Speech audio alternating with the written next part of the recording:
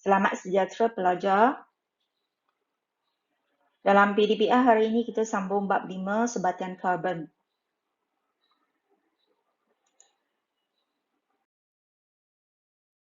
Kita ulang balik apa yang telah kamu belajar dalam unit 5.1 hingga ke 5.2 hidrokarbon. 5.1 pengenalan sebatian karbon. Sebatian karbon dalam alam. Sebatian karbon ialah sebatian yang mengandungi unsur karbon, C. Sebatian karbon dapat dibahagikan kepada dua, iaitu sebatian karbon organik dan sebatian karbon bukan organik. Sebatian karbon organik adalah berasal daripada benda hidup. Contoh, petroleum, sutra dan arang kayu. Sebatian karbon bukan organik adalah berasal daripada benda bukan hidup. Contohnya, batu kapur dan gas karbon dioksida. Batu kapur juga dikenali sebagai kalsium karbonat.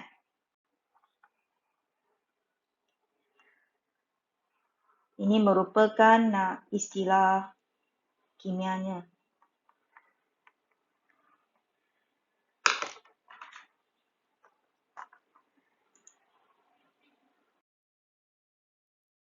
Kita karbon.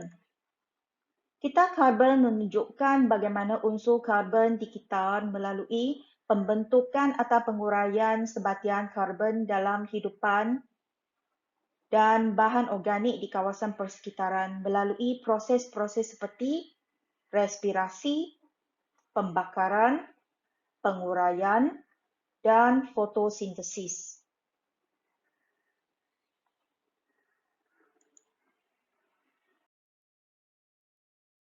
Rajah 5.2 menunjukkan kita karbon. Kita akan pergi dengan lebih lanjut tentang kita karbon.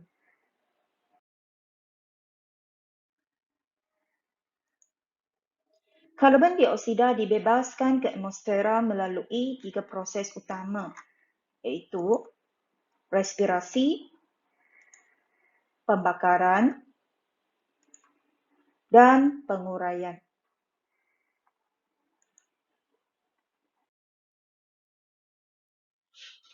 Respirasi. Karbon dioksida merupakan sebatian karbon yang dibebaskan ke atmosfera melalui respirasi. Semua hidupan, termasuklah haiwan, tumbuhan dan mikroorganisma. Pembakaran. Pembakaran bahan aktif fosil membebaskan karbon dioksida ke dalam atmosfera. Fenomena semula jadi seperti letusan gunung berapi dan pembakaran hutan juga membebaskan karbon dioksida ke dalam atmosfera.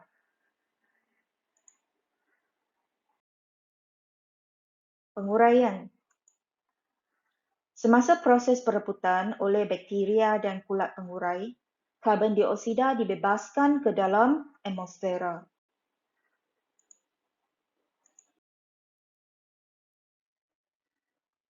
Fotosintesis.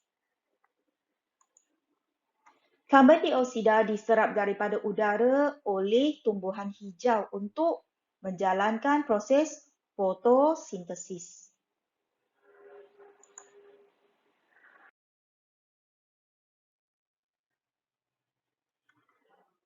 Kepentingan proses fotosintesis. Yang pertama, fotosintesis membolehkan tumbuhan hijau membuat makanan sendiri. Kedua, membekalkan makanan kepada haiwan. Ketiga, menambahkan kandungan oksigen dalam udara. Dalam proses fotosintesis, gas karbon dioksida akan diserap oleh tumbuhan, manakala gas oksigen akan dibebaskan ke atmosfera. Keempat, menyingkirkan karbon dioksida berlebihan daripada udara untuk mengekalkan kandungan karbon dioksida dalam udara. Dengan ini, fenomena seperti kesan rumah hijau dan pemanasan global dapat dikurangkan. Unit 52, hidrokarbon. Dalam unit ini, pelajar pun sudah belajar bagaimana nak menamakan dan juga melukis formula struktur bagi alkana dan alkina yang mempunyai bilangan atom karbon 1 hingga 6. Hidrokarbon.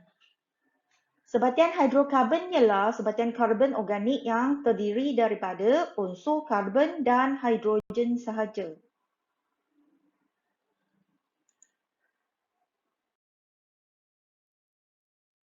Sebatian hidrokarbon daripada sumber semula jadi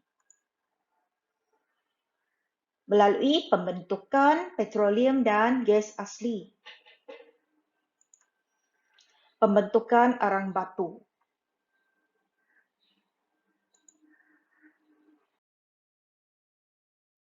Rajah 5.5 menunjukkan pembentukan petroleum dan gas asli. Hidupan laut yang mati terbenam di dasar laut. Selepas berjuta-juta tahun, sisa itu tertanam semakin jauh ke dalam dasar laut di bawah lapisan tebal batu dan lumpur, membentuk fosil haiwan dan fosil tumbuhan. Penggabungan kesan tekanan oleh lapisan pasir dan lumpur, haba yang diserap daripada persekitaran dan proses penguraian oleh bakteria mengubah sisa itu menjadi petroleum dan gas asli. Gas asli adalah didapati di atas lapisan petroleum.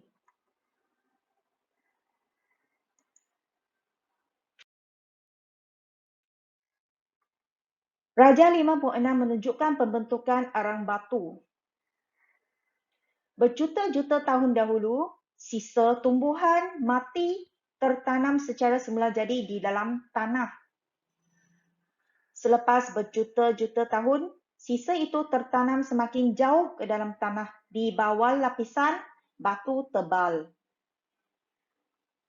Penggabungan kesan tekanan oleh lapisan batu, haba yang diserap daripada persekitaran dan proses penguraian oleh bakteria mengubah fosil tumbuhan menjadi arang batu. Perbezaan antara petroleum dan gas asli dengan arang batu adalah petroleum dan gas asli adalah terbentuk di dasar laut. Untuk memperoleh petroleum dan gas asli, ia perlu dicari gali dari laut. Manakala arang batu adalah berbentuk di dalam tanah, di darat.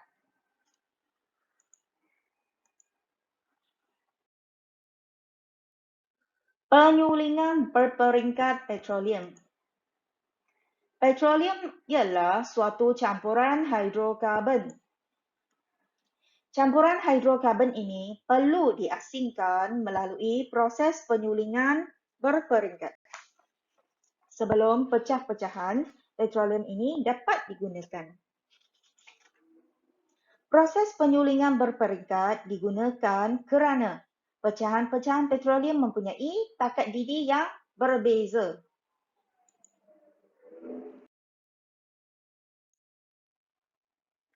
Dalam penyulingan berperingkat petroleum, pada takat didih 30 yang kurang daripada 30 darjah Celsius, gas petroleum dihasilkan dan digunakan untuk pemanasan dan juga sebagai gas memasak.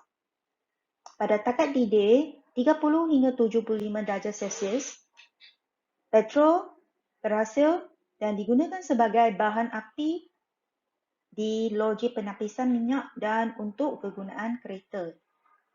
Pada takat didih 75 hingga 150 darjah Celsius, nafta dihasilkan dan digunakan untuk membuat pelarut, racun perosak dan bahan asas dalam industri petrokimia. Pada takat didih 150 hingga 230 darjah Celsius, kerosin digunakan sebagai bahan api kapal terbang. Pada 230 hingga 250 darjah Celsius, diesel dihasilkan dan ia digunakan sebagai bahan api untuk bas dan taksi. Pada 250 hingga 300 darjah Celsius, terhasilnya minyak pelincir yang digunakan untuk mesin. Pada takat didih 300 hingga 350 darjah Celsius, hasilnya ialah minyak bahan api yang digunakan untuk kapal dan stesen jana kuasa. Pada takat didih yang paling tinggi yang melebihi 350 darjah Celsius, bitumen dihasilkan dan digunakan untuk menurap jalan raya. Dalam penyulingan berperingkat petroleum, takat didih bagi pecahan petroleum akan semakin meningkat dan warna pun menjadi semakin gelap. Dan pecahan petroleum semakin likat dan geboleh bakarannya adalah semakin berkurang.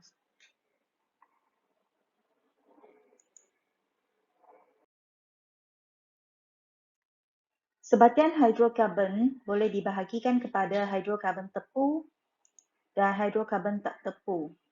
Hidrokarbon tepu adalah hidrokarbon yang mempunyai ikatan kovalen tunggal di antara atom karbon dengan atom karbon.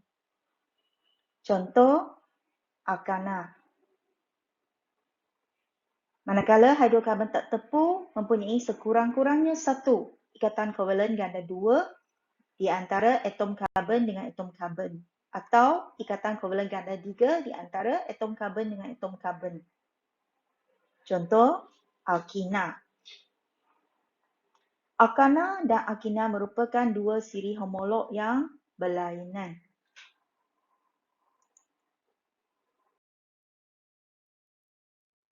Siri homolog. Dalam kimia organik, satu siri homolog terdiri daripada kumpulan sebatian organik tertentu yang mempunyai sifat kimia yang serupa. Antara siri homolog, contoh siri homolog termasuklah alkana dan alkina.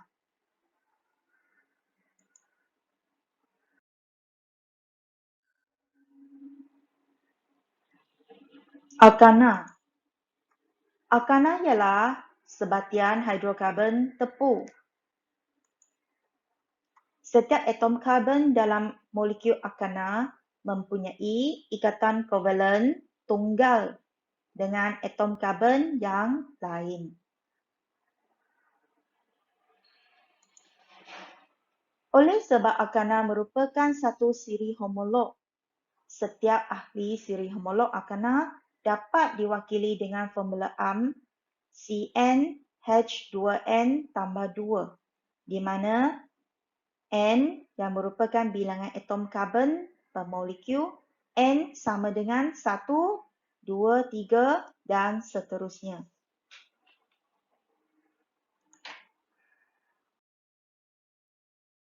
Alkina. Alkina ialah sebatian hidrokarbon tak tepu. Setiap molekul alkina mempunyai sekurang-kurangnya satu ikatan kovalen ganda 2 di antara atom karbon dengan atom karbon. Oleh sebab alkina merupakan satu siri homolog, setiap ahli siri homolog alkina dapat diwakili dengan formula am CnH2n, di mana N iaitu bilangan atom karbon bermula dengan 2, 3 dan seterusnya.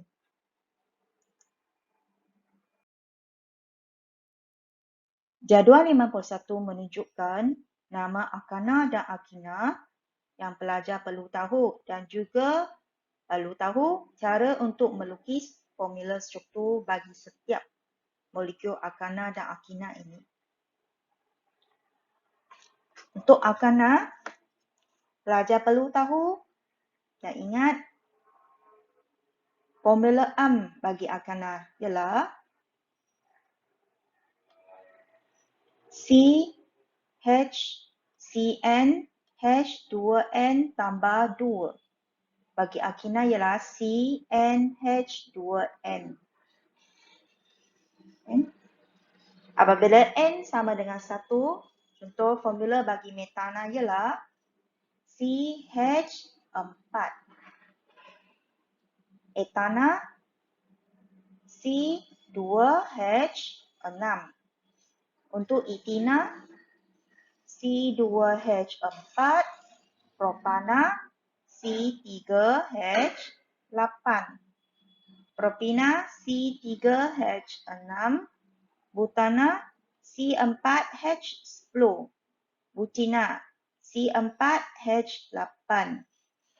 Pentana C5H12. Pentina C5H10. Heksana C6H14. Heksina C6H12. Ingat, satu atom karbon dapat membentuk 4 ikatan dengan atom lain. Ini contoh metana. Manakala formula struktur untuk etina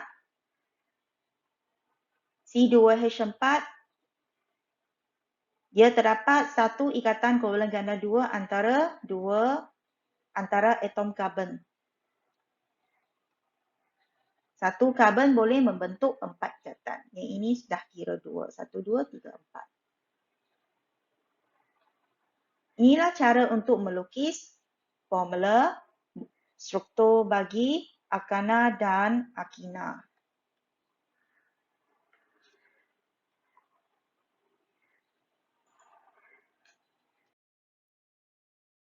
Sumber tenaga alternatif dan tenaga boleh baharu dalam kehidupan harian.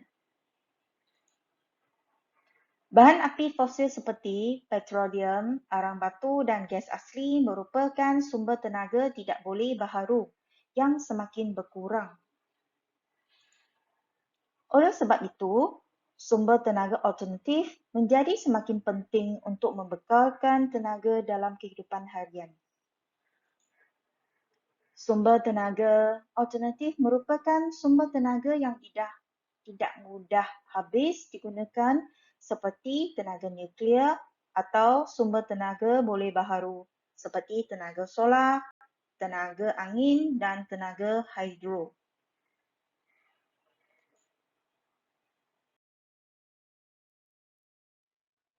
Sumber tenaga boleh baharu. Kita tengok contoh-contohnya. Pertama, sumber tenaga solar. 2, sumber tenaga angin. 3, sumber tenaga hidro. 4, sumber tenaga geotermal. 5, sumber tenaga air pasang dan surut.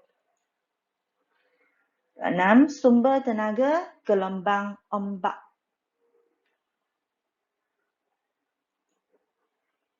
7, sumber tenaga biogesim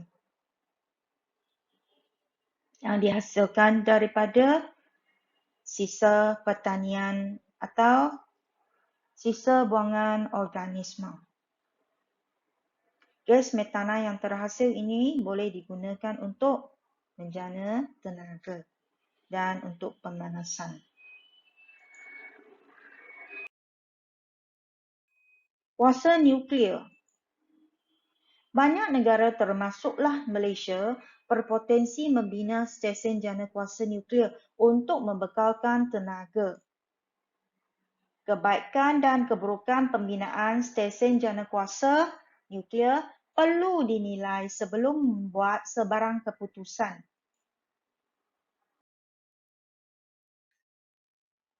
Unit 5.3, alkohol.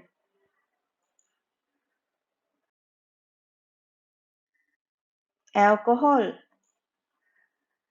Alkohol merupakan sebatian karbon organik yang mengandungi unsur karbon, hidrogen dan oksigen di dalamnya.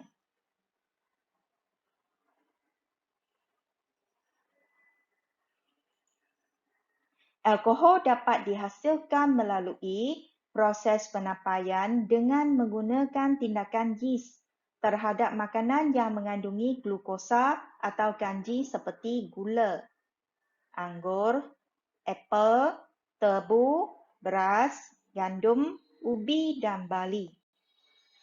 Makanan-makanan ini adalah makanan yang mengandungi glukosa atau kanji.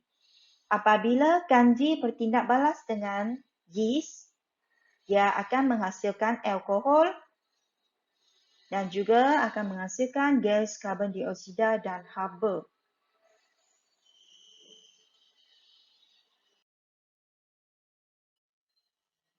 Proses penyediaan alkohol. Glukosa akan bertindak balas dengan enzim zimase yang terdapat di dalam yeast.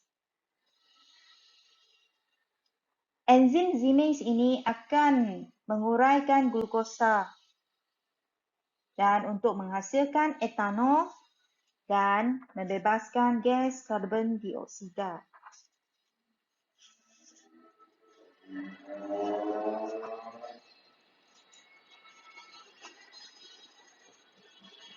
Dalam proses penapaian, enzim zimase dalam yeast menukarkan glukosa kepada etanol dan karbon dioksida seperti persamaan tindak balas ini.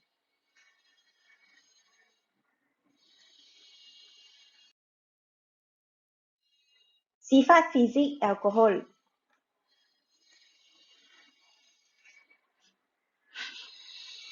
Alkohol adalah tidak berwarna.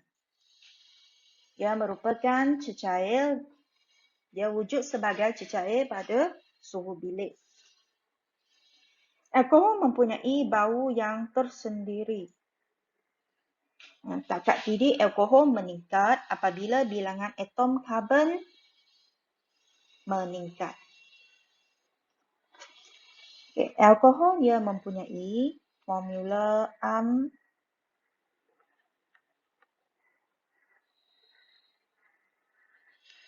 CnH2n tambah 1OH. Molekul alkohol mempunyai unsur karbon, hidrogen dan oksigen dalam molekulnya. N mula dengan 1.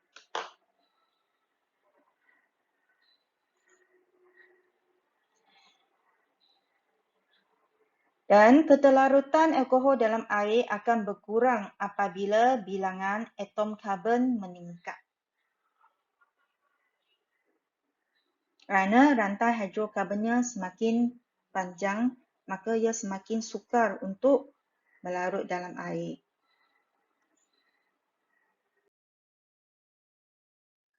Kegunaan alkohol dalam kehidupan harian kita termasuk sebagai bahan api, dalam bidang perubatan, dalam membuat kosmetik dan dalam bidang industri.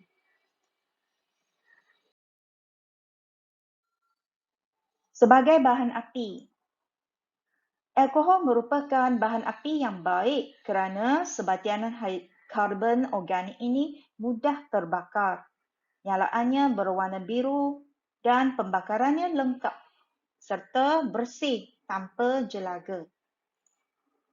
Contohnya, alkohol digunakan sebagai bahan api bio untuk kenderaan bermotor di Filipina.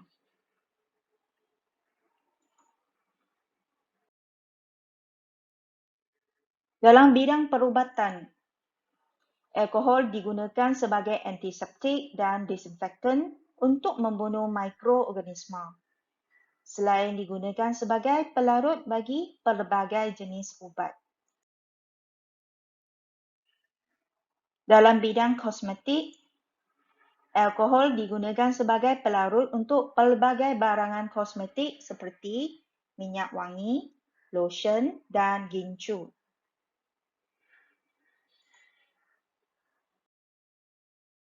Dalam bidang industri, alkohol lazimnya digunakan sebagai pelarut dalam industri kerana sifatnya yang dapat melarutkan bahan organik yang digunakan dalam penyediaan pelbagai jenis bahan industri seperti cecair pencuci dan makanan. Alkohol juga merupakan bahan tindak balas dalam pembentukan ester yang digunakan dalam industri pemprosesan makanan, kosmetik, cat dan sebagainya. Etanadiol pula merupakan sejenis alkohol yang digunakan sebagai anti beku dalam industri.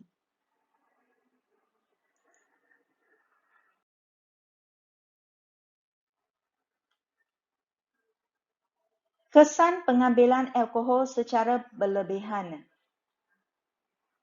Pengambilan alkohol secara berlebihan boleh menyebabkan ketagihan.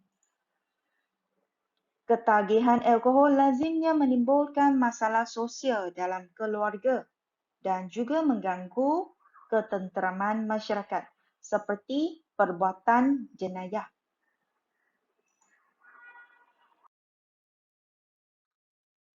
Kesan pengambilan alkohol secara berlebihan. Orang yang mengambil alkohol secara berlebihan lazimnya mabuk dan menimbulkan pelbagai masalah seperti pemanduan secara berbahaya dan pergaduhan.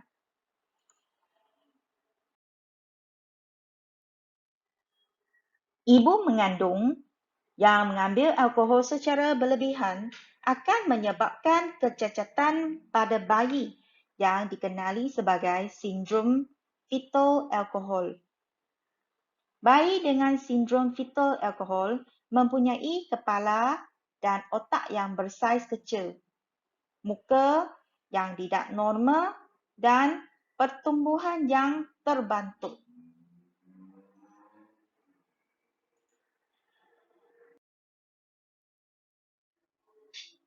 Jadual 5.2 menunjukkan kesan buruk pengambilan alkohol secara berlebihan terhadap kesihatan.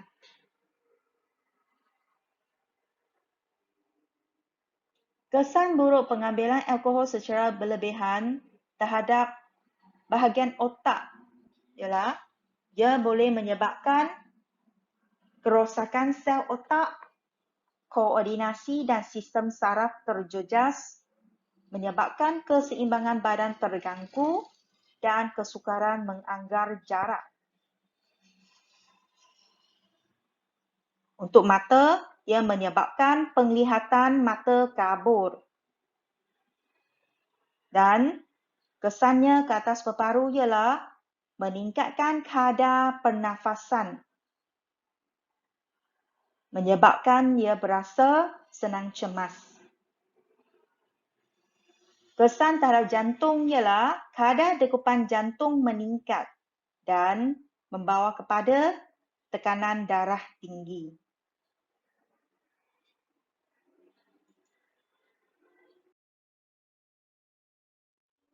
Kesan ke atas perut. Pengambilan alkohol secara berlebihan boleh menyebabkan kerengsaan pada dinding perut, menyebabkan pendarahan dan ulcer berlaku. Dan ia pun boleh menyebabkan kerosakan pada sel hati. Sel hati mati dan mengeras. Keadaan ini dinamakan sebagai sirosis hati. Dan kalau lebih serius akan menyebabkan menghidap penyakit kanser hati. Kesan pengambilan alkohol secara berlebihan ke atas ginjal ialah menyebabkan kerosakan ginjal akibat terlalu aktif menyingkirkan bahan buangan.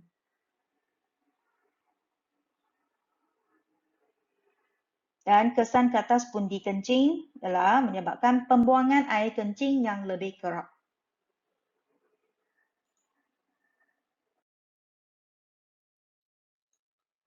(5.4) Lemak.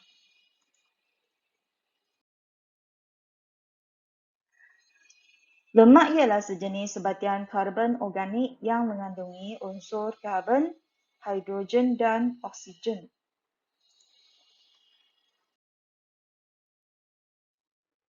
Lemak wujud dalam dua keadaan, iaitu pepejar dan cecair. Lemak yang berkeadaan pepejar pada suhu bilik lazimnya berasal daripada sumber lemak haiwan. Contohnya, ayam, lembu, kambing dan ikan. Lemak yang berkeadaan cecair dikenali sebagai minyak. Minyak lazimnya berasal daripada sumber tumbuhan. Contohnya, minyak kelapa sawit, minyak kelapa dan minyak kacang soya.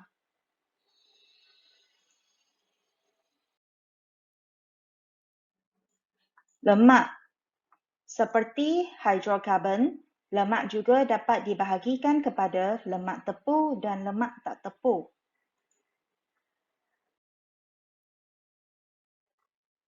Persamaan antara lemak tepu dan lemak tak tepu ialah kedua-dua merupakan sebatian organik yang mengandungi unsur karbon, hidrogen dan oksigen.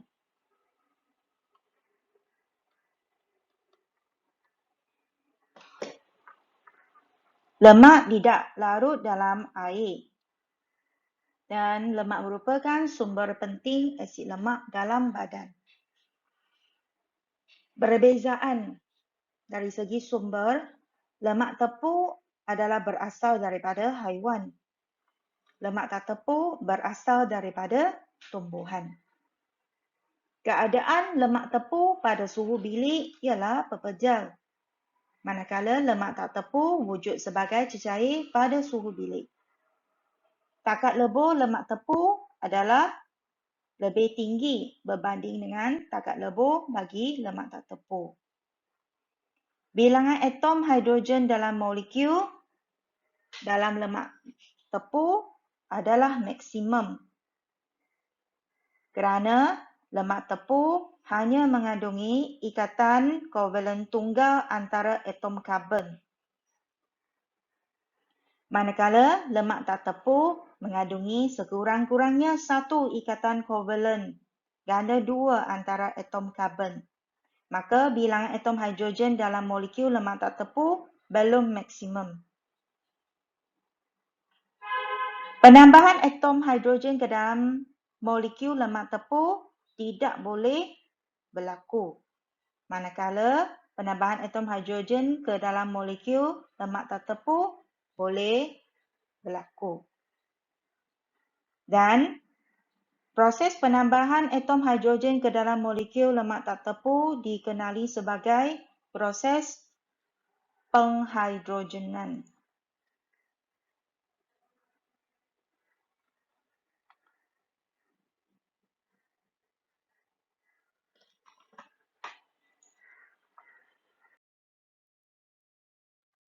Kesan pengambilan makanan yang mengandungi lemak berlebihan terhadap kesihatan.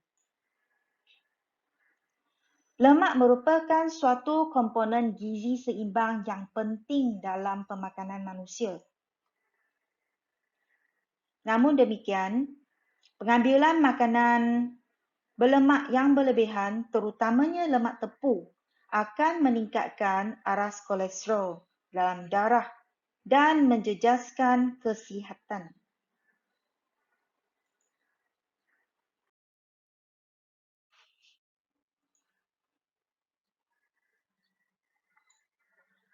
Lemak tepu daripada sumber haiwan seperti keju, telur, mentega dan daging mempunyai kandungan kolesterol yang tinggi. Kepentingan kolesterol di dalam badan manusia termasuklah pembentukan membran sel badan, sintesis jus hempedu dan hormon seks, serta penghasilan vitamin D pada kulit yang terjedah kepada cahaya matahari.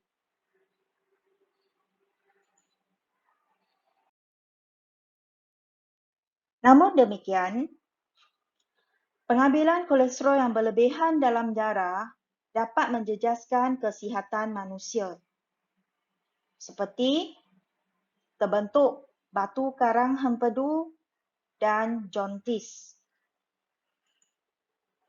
Mendapan kolesterol pada bahagian dalam dinding arteri dan menyebabkan aterosklerosis.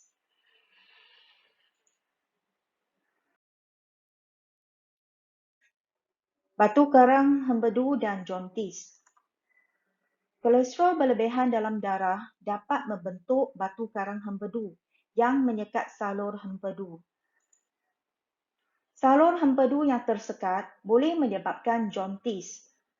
Jauntis merupakan sejenis penyakit yang menyebabkan kulit menjadi kuning dan bahagian putih mata menguning.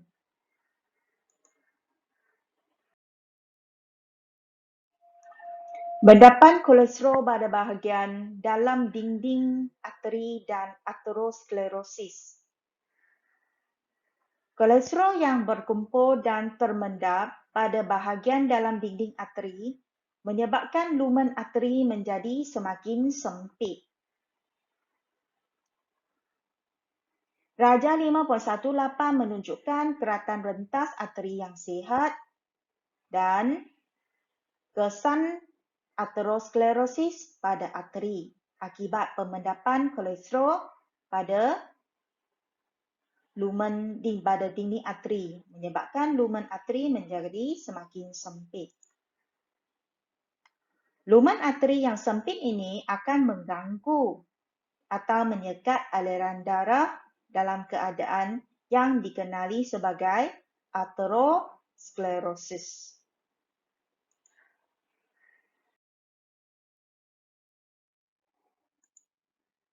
Aterosklerosis boleh menyebabkan hipertensi atau tekanan darah tinggi.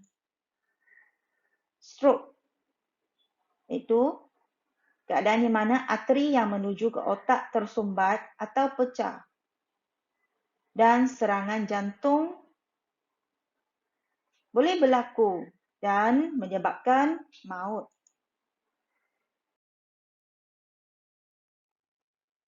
Mari kita lihat langkah-langkah untuk mengelakkan masalah kesihatan yang disebabkan oleh kolesterol berlebihan dalam darah. Pertama, kita haruslah mengurangkan pengambilan lemak tepung dalam pemakanan. Pengambilan lemak tak tepung yang dapat merendahkan aras kolesterol dalam darah adalah digalakkan.